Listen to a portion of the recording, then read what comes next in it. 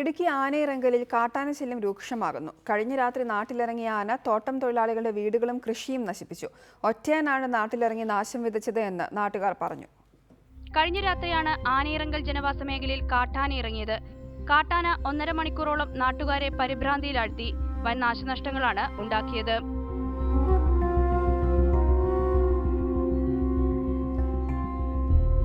വീടുകളുടെ മേച്ചിൽ ഷീറ്റുകളും മറ്റും ഒറ്റയാൻ അടിച്ചു തകർത്തു. ഒരാഴ്ചക്കാലമായി ഒറ്റയാൻ ഈ മേഖലയിൽ പല പ്രദേശങ്ങളിലായി ഇത്തരത്തിൽ ആക്രമണങ്ങൾ നടത്തുന്നുണ്ടെന്നും കോളനി നിവാസികൾ പറയുന്നു. வந்ததும் அந்த வண்டியை தான் தள்ளு தின்னுக்கிட்டு இருந்தோம். பிற பார்த்தா வீடை இடிச்சிருச்சு. இடிக்கவும் அப்படி சத்தம் போடவும் திரும்பி இங்கிட்டு வந்து இந்த பக்கத்துல இடிச்சு தள்ளிட்டு நேரம் அங்க போச்சு. அங்க போயிட்டு ரெண்டாவது ரிட்டர்ன் அடிச்சு ഇങ്ങോട്ടാമ வந்துச்சு. കാട്ടാനയെ പിന്നീട് കോളനി നിവാസികൾ പാട്ടകൊട്ടിയും മറ്റുമായി ഒച്ചയുണ്ടാക്കി തുരത്തുകയായിരുന്നു. അടിക്കടി ഉണ്ടാകുന്ന കാട്ടാന ആക്രമണത്തിന് പരിഹാരം കാണുന്നതിന് വേണ്ടി സോളാർ ഫെൻസിംഗ് സ്ഥാപിക്കണമെന്ന ആവശ്യത്തിന് വർഷങ്ങളുടെ പഴക്കമുണ്ടെന്നും വനപാലകരോ മറ്റ് അധികാരികളോ ഇക്കാര്യത്തിൽ വേണ്ട നടപടി സ്വീകരിക്കുന്നില്ലെന്നും ആരോപണമുണ്ട്. റിപ്പോർട്ടർ ഇടുക്കി.